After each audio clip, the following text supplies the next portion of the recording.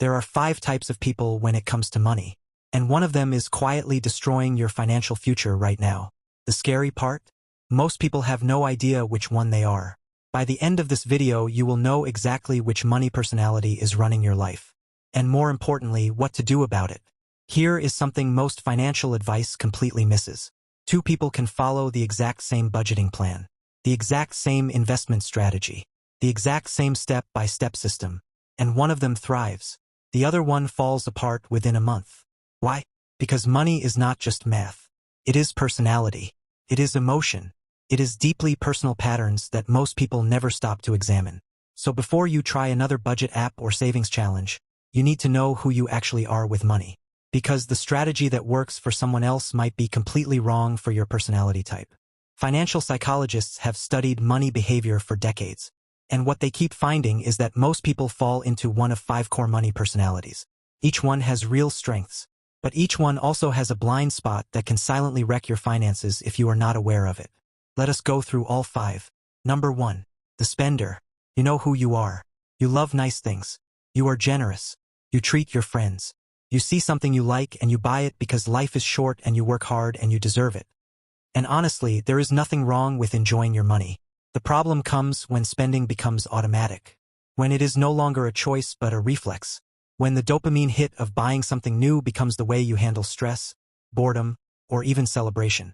Studies suggest that impulse spending is often tied to emotional regulation. Meaning you are not really buying the thing. You are buying a feeling. The fix for spenders is not to stop spending. It is to create a guilt-free spending account. A set amount each month that is yours to enjoy completely. No rules. But once it is gone, it is gone.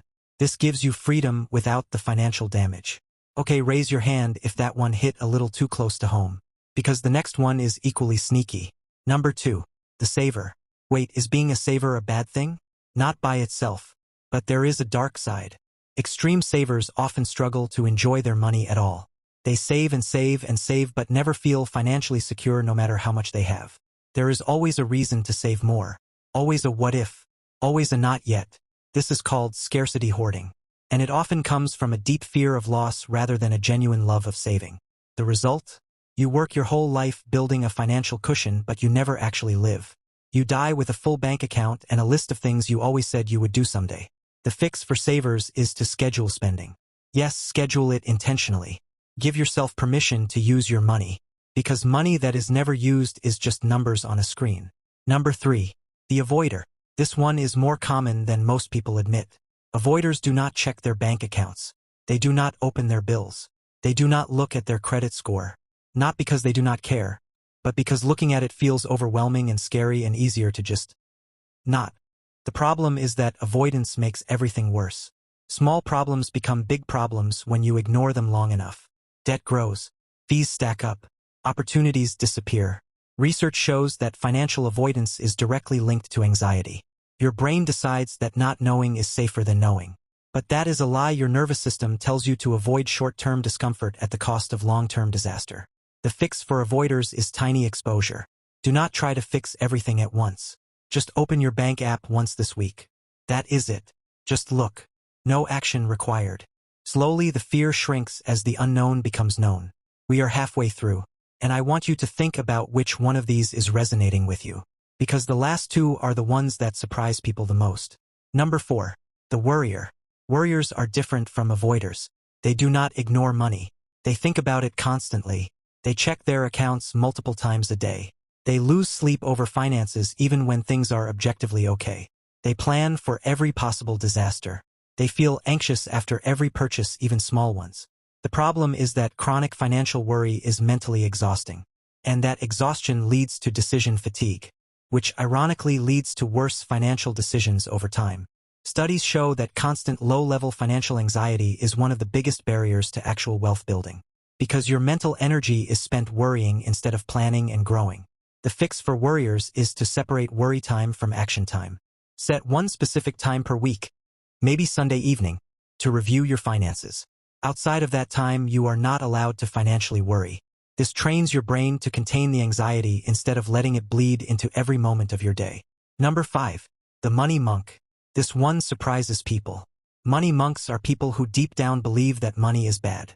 that rich people are greedy, that wanting money is shallow or selfish, that there is something noble about not caring about wealth. And so unconsciously they sabotage themselves. They undercharge for their work. They feel guilty when they earn more than their friends.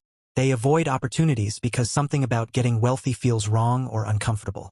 This personality type is incredibly common and incredibly damaging, because you can have every skill and opportunity in the world, but if your subconscious believes money corrupts people, it will find a way to keep you from having it. The fix for money monks is to reframe what money actually is. Money is not evil. Money is a tool. A hammer is not evil. Car is not evil. And money in the hands of a good person does good things. The more you have, the more you can give, help, and build. So there you have it.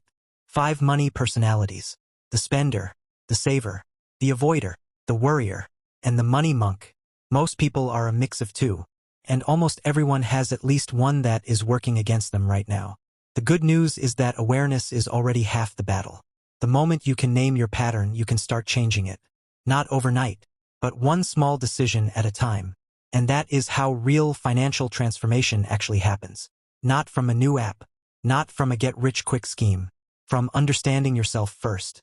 So drop in the comments, which money personality are you? Or which two feel most like you? I read every single comment and I would genuinely love to know.